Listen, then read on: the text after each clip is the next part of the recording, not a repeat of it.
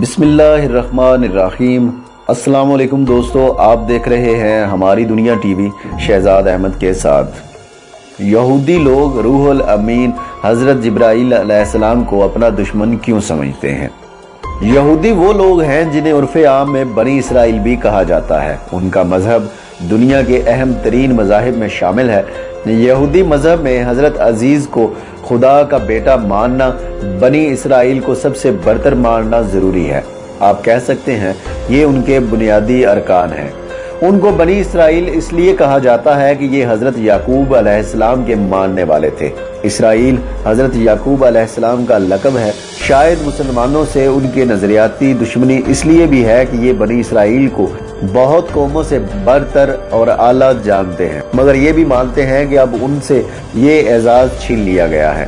مگر کیا کہیں کہ دل جس بات پر اڑ جائے تو کیا کیجیے، یعنی ثابت نہیں ہوتا کہ فلسطین کا معاملہ بہت بعد میں آتا ہے۔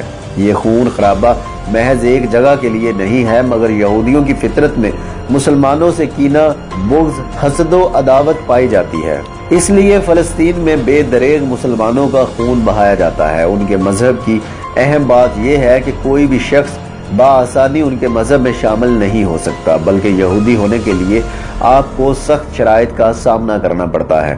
دوسرا، بہت ہی کم ایسا دیکھنے میں آیا ہے کہ کسی یہودی نے اپنا مذہب چھوڑا۔ یہ لوگ اپنے مذہب کے بارے میں بہت سخت ہیں، مگر یاد رہے کہ یہ وہی قوم جس پر اللہ تعالیٰ نے سب سے زیادہ لعنت کی ہے۔ اس قوم نے حضرت یحییٰ علیہ السلام کا سر قلم کروایا تھا اور ایک دوسرے کو کنویں میں لٹکا کر چھوڑ دیا۔ حضرت موسیٰ علیہ السلام کو کہا تھا کہ وہ جب تک اللہ کو اپنی آنکھوں سے نہ دیکھ لے ایمان نہ لائیں گے۔ یہ حضرت جبرائیل علیہ السلام کو بھی اپنا سخت دشمن سمجھتے ہیں، کیونکہ وہ وحی کے ذریعے نبی علیہ السلام کو ان کی سازشوں سے آگاہ کر دیتے ہیں۔ یہ قوم ہے جس پر اللہ تعالیٰ نے نہ صرف قرآن پاک میں بلکہ ان کے اپنے صحیفوں میں ان پر لعنت کی ہے۔ ان سب باتوں سے ظاہر ہوتا ہے کہ یہ قوم شروع سے ہی نافرمان قوم رہی ہے، اور مسلمانوں سے ان کی دشمنی خاص کر اس لیے بھی ہے کہ ان سے امامت کا حق چھین کر اللہ نے وہ مسلمانوں کو عطا کیا اور یہودیوں پر لعنت۔ اب آتے ہیں کہ آخر فلسطین میں آ کر کیوں آباد ہوئے؟ حالانکہ اس وقت دنیا میں سب سے زیادہ پیسہ یہودیوں کے پاس ہے۔ یہ اپنی اربوں کی جائیداد چھوڑ کر فلسطین میں آ کر آباد ہوئے، کیونکہ یہ وہ سرزمین ہے جہاں سے انہیں نکالا گیا تھا۔ فلسطین انبیاء کی سرزمین بھی کہلاتی ہے۔ بیت المقدس 2 بار آزاد کروایا گیا، ایک حضرت عمر رضی اللہ تعالیٰ عنہ کے دور میں، دوسرا صلاح الدین ایوبی کے دور میں۔ یہودیوں کا بادشاہ الیگزینڈر، جس نے مسلمانوں کا بے تحاشا خون بہایا، کہتے ہیں ان لوگوں نے اتنا مسلمانوں کو ذبح کیا کہ ان کا خون گھوڑوں کے سموں تک پہنچ چکا تھا، جس پر الیگزینڈر نے مرغونی لہجے میں کہا تھا کہ بلاؤ اپنے نبی کو، کہو کہ وہ تمہاری مدد کرے، جس پر صلاح الدین ایوبی نے قسم کھائی تھی کہ میں یہودیوں کو بھی اتنا ہی ماروں گا جتنا انہوں نے مسلمانوں کا خون بہایا ہے۔ دوسرا، میں الیگزینڈر کی گردن اپنے تلوار سے کاٹوں گا۔ اس کے بعد صلاح الدین ایوبی نے بیت المقدس آزاد کروایا، مگر قتل عام کی قسم کو پورا نہ کیا، بلکہ اپنی قسم کا کفارہ دیا، یہاں تک کہ صلاح الدین اور ان کے بھائی نے اپنی جیب سے پیسے دے کر ان کو آزاد کروایا، اور عیسائیوں کے قلعے تک چھوڑ کر آئے اور ساتھ میں سامان مہیا کیا۔ ادھر عیسائیوں نے ان کا مال اور ان کی عورتوں پر اپنا قبضہ کر لیا، جس پر یہ کہتے پھر رہے تھے اچھا ہوتا جو ہم مسلمانوں کے ساتھ رہتے، مگر صلاح الدین ایوبی نے اپنی دوسری قسم پوری کی اور الیگزینڈر کا سر اپنے ہاتھوں سے قلم کیا۔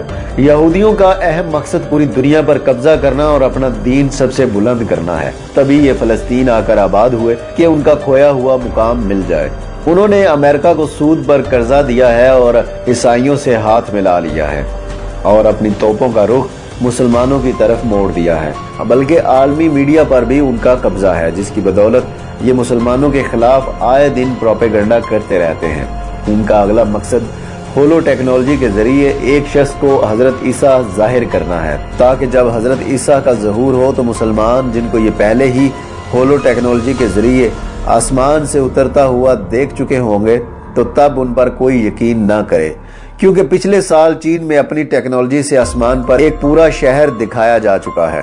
ان سب باتوں سے ظاہر ہوتا ہے کہ یہودیوں کی پلاننگ صرف اور صرف مسلمانوں کو تباہ کرنا ہے، تاکہ یہ اپنا مذہب بچا سکے، اور ادھر مسلمانوں کا نہ کوئی مقصد ہے نہ جذبہ، اگر ہے تو صرف فرقہ واریت میں پڑنا، ایک دوسرے کو کافر کہنا، اور اگر ان باتوں سے باز نہ آیا گیا تو یاد رکھیے مسلمانوں کو ہر طرف سے یہودیوں عیسائیوں نے گھیرا ہوا ہے۔ ہم آپس میں لڑتے رہ جائیں گے اور یہ ہمارا نام تک مٹا دیں گے۔ ہمارے چینل کو سبسکرائب کر لیجئے اور بیل آئیکن کو پریس کر لیجئے۔ کمنٹ باکس میں اسلام زندہ باد ضرور لکھیں۔